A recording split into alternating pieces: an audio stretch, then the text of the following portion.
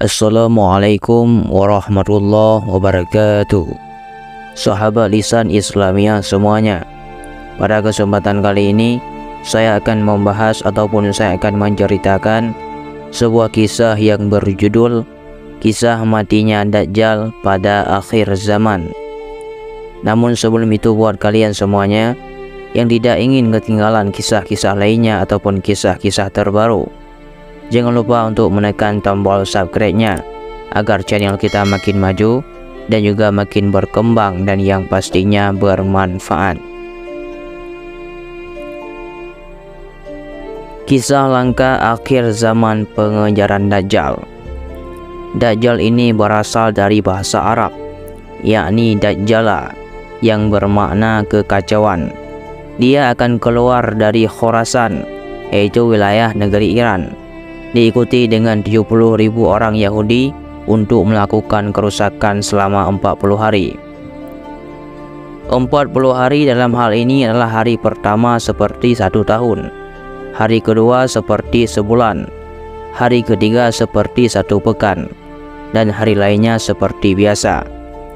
Dengan begitu, Dajjal dapat disimpulkan akan membuat kerusakan selama 1 tahun 2 bulan 2 minggu di seluruh muka bumi, dan tidak ada satu negeri pun yang ditinggalkannya kecuali Mekah dan Madinah. Karena Mekah dan Madinah tidak bisa dimasuki oleh Dajjal, karena di setiap pintu gerbang Mekah dan Madinah malaikat menghaluskan pedangnya dan menghalau Dajjal, sehingga Dajjal tidak bisa masuk. Ciri-ciri Dajjal diantaranya mata kanan rusak, rambut keriting, tinggi besar, memiliki kulit kehitam-hitaman, serta dahi lebar yang tertulis kaf, fa, dan ra yang membentuk kata kafir.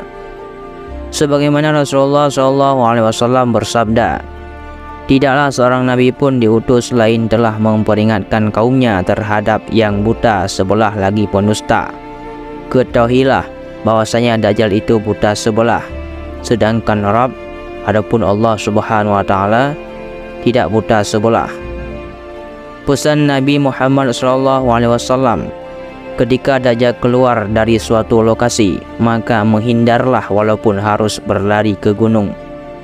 Tetapi jika bertemu dengannya, maka kuatlah iman kalian meskipun harus dibunuh. Sebagaimana dalam hadis Rasulullah SAW bersabda, siapa yang mendengar keberadaan Dajjal, hendaknya dia menjauh darinya. Sungguh demi Allah, ada seorang mendatanginya dalam keadaan dia mengira bahwasanya dia itu beriman, namun pada akhirnya dia malah menjadi pengikutnya disebabkan syubhat-syubhat yang dia Dajjal sampaikan. Hadis riwayat Ahmad.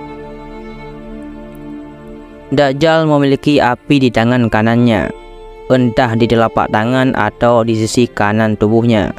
Kemudian di sisi kiri terdapat air yang sejuk seperti sebuah lautan yang luas. Ketika umat Islam tertangkap Dajjal, maka pilihlah tangan kanannya, yakni api, sambil mengucapkan bismillah.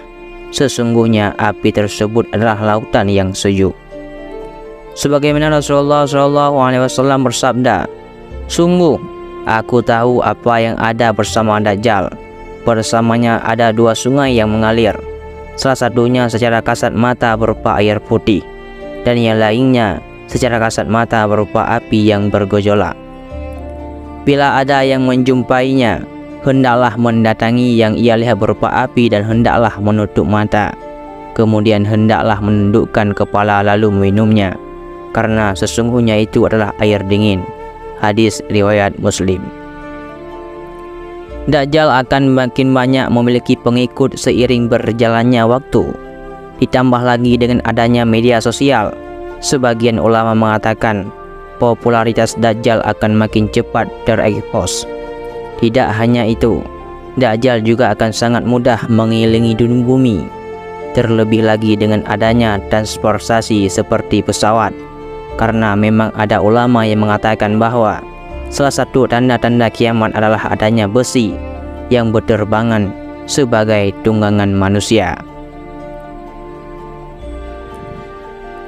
Lebih lanjut, Dajjal akan sampai Mekah dan Madinah. Tetapi karena tidak bisa masuk, ia pun mencari jalan lain melalui atas, yakni dari sebuah pegunungan tinggi bersama para pengikutnya. Kemudian ia memperlihatkan istana Nabi Muhammad SAW, yakni Masjid Nabawi. Tidak lama Dajjal menepukkan telapak kakinya ke bumi hingga semua orang kafir keluar karena goncangan gempa dari kakinya itu.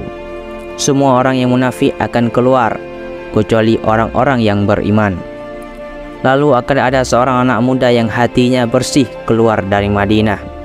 Dajjal lantas menangkapnya untuk melakukan demo di depan pengikutnya.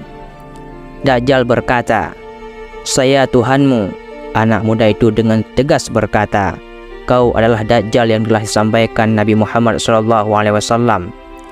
Dajjal langsung mengambil sebuah alat tajam seperti gergaji dan memelah dua tubuh anak muda itu hingga kemaluannya. Dajjal kemudian melewati tengah-tengah tubuh anak itu. Di depan para pengikutnya, mereka pun bersorak-sorak. Setelah itu Dajjal berseru, "Bersatulah." Tubuh anak muda itu pun kembali menyatu. Dajjal kembali bertanya, "Apakah kau sudah yakin saya Tuhanmu?"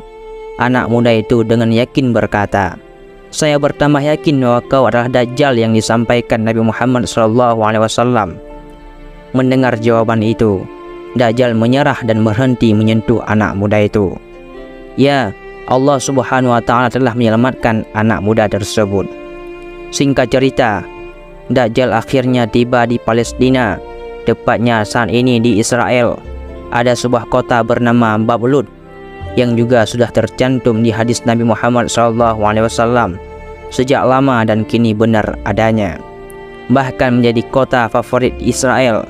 Dikatakan Dajjal akan mengurung diri di sana, sementara umat Islam di Madinah berkecambuk. Mereka akan sepakat keluar dan mengejar Dajjal kemudian membunuhnya. Setelah keluar Madinah akan ada satu orang yang memiliki nama-nama seperti Rasulullah SAW, yakni Muhammad bin Abdillah, dengan postur dan paras yang mirip Rasulullah. Ia akan berubah dalam sehari semalam menjadi orang baik dan paham agama. Para umat pun memintanya memimpin peperangan melawan Dajjal. Orang tersebut memiliki julukan sebagai Imam Mahdi yang juga termasuk salah satu tanda-tanda kiamat. Lalu muncullah tanda-tanda kiamat besar yang ketiga, yakni ketika pasukan Imam Mahdi dan pasukan jihad tiba di negeri Syam, tepatnya kota Damaskus. Mereka berhenti sejenak untuk sholat di sebuah masjid. Lalu hadirlah sosok Nabi Isa alaihissalam, sebagaimana dalam hadis Nabi, yaitu, lalu Isa turun di Menara Putih sebelah timur Damaskus dengan memakai dua potong baju yang diculup za'faran dan wars, dengan meletakkan kedua telapak tangan di atas sayap-sayap dua malaikat. Jika dia menundukkan kepalanya akan menetes, jika dia mengangkatnya turunlah air seperti mutiara. Maka tidak ada seorang kafir pun yang mencium aroma nafasnya, kecuali dia pasti mati dan nafasnya tercium dari jarak sejauh pandangannya. Akhir cerita, Nabi Isa alaihissalam akhirnya tiba bersama pasukan di depan pintu gerbang Babylon. Dikarenakan orang-orang Yahudi tidak tahu sosok Nabi Isa dan lainnya, mereka pun bersorak ramai menyambut kedatangan lawan perangnya itu. Kemudian kaum Yahudi itu melaporkannya kepada Dajjal, "Ada pasukan yang mau menyerang kita." Dajjal lantas dengan sombongnya menunggu di depan pintu. Lalu ketika dia tahu ada Nabi Isa alaihissalam, dia langsung terkejut. Ya, Dajjal akhirnya menyadari bahwa ajalnya telah tiba. Dajjal paham kalau sudah tiba ajalnya. Begitu melihat Nabi Isa alaihissalam, dia lari dan badannya sampai meleleh di depan para pengikutnya. Nabi Isa mengejarnya dan mengatakan, "Wahai musuh Allah, saatnya kau menemui ajalmu." Lalu ditusuklah dengan tombak emas di antara dua matanya, maksudnya di dahinya, dan matilah Dajjal. Semua pengikut Dajjal kemudian bersembunyi di atas batu dan di bawah pohon. Tetapi batu dan pepohonan di depannya akan berbicara kepada umat Islam untuk menunjukkan posisi kaum Yahudi, kecuali satu pohon bernama Gongrat. Pohon Yahudi ini satu-satunya pohon yang bungkam kepada kaum muslimin Dikatakan oleh Ustaz Khalid Basalamah, pemerintah Israel tengah besar-besaran menanam pohon itu. Inilah tanda-tanda kiamat besar selanjutnya.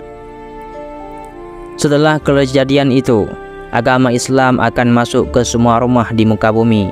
Tidak tersisa satupun baik dengan kemuliaan atau terhina. Siapapun yang menolak agama Islam akan dibunuh. Saat itu Nabi SAW akan memimpin 40 tahun dengan ketenangan menerapkan agama Islam.